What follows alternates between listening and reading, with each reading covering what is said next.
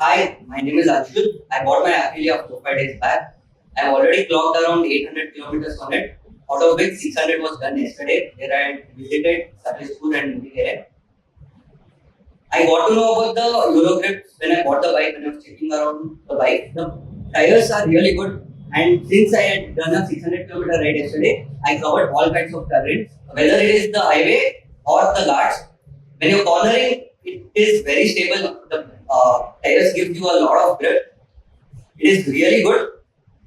Even when it rained, when there was a lot of loose gravel and mud, it keeps the bike very stable. And if you're a sensible rider, you can go through those roads or go through that terrain very easily.